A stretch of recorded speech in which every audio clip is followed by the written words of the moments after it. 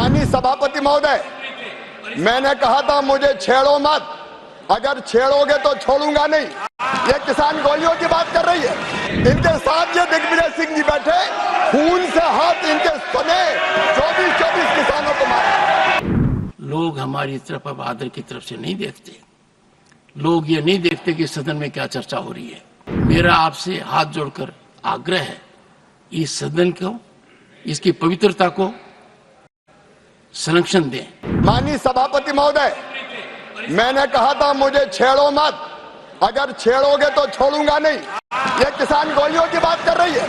माननीय सभापति महोदय, इस कांग्रेस की सरकार में, इस कांग्रेस की सरकार जब इनकी थी, अलग अलग राज्यों में गोली चलने की बात करते हैं। इनके साथ ये दिग्विजय सिंह जी बैठे, खून से हाथ इनके सने 24 किसानों को मारा। माननीय सभापति महोदय, मैं केवल विषय में बोलना चाहता था। आप क्यों करे? अब इन्हें छेड़ा है, अब इन्हें छेड़ा दिए। सुन ले मंत्री जी को। 1986 में जब कांग्रेस की सरकार बिहार में थी, 23 किसानों की मौत गोलीबारी से हुई थी इनकी सरकार। 1988 में दिल्ली में श्रीमती इंदिरा गांधी जी के पुण्यतिथि पर किसानों पर गोली चलाई गई। माननीय सभापति महोदय, उसमें 2 किसान मारे गए। 1988 में मेरठ में इनने किसानों पे फायरिंग की, 5 किसान मारे गए। 23 अगस्त 1995, अब सुन के जाओ, दम है तो सुन के जाओ। मंत्री जी सुन के जाओ।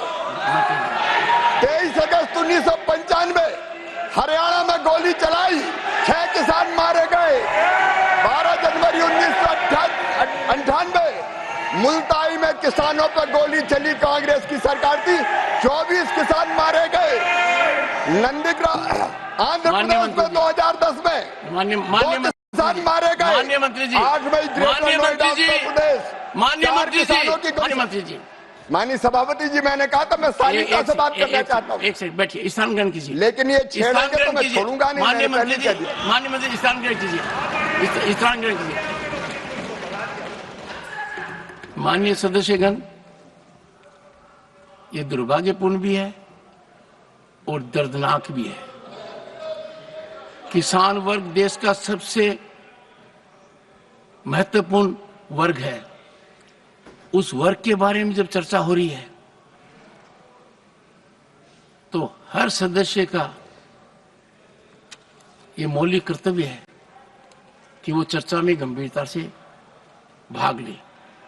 मैंने इस विषय पर चर्चा को जिसने जितना समय मांगा उतना दिया और मुझे उम्मीद थी कि सरकार का पक्ष सुनकर यदि कोई बात निकलेगी तो कानून के तहत मुद्दा उठाया जाएगा। जो व्यवधान पैदा किया गया है वो नियमों के विपरीत है। जो व्यवधान पैदा किया गया है मेरे निर्देश के बाद, वो शासन की अवहेलना है। ये अत्यंत गंभीर है। माननीय सदस्य रणदीप सुरजेवाला जी ने, जिन्होंने चर्चा की शुरुआत की थी, आज मुझे दुखी मन से कहना पड़ रहा है,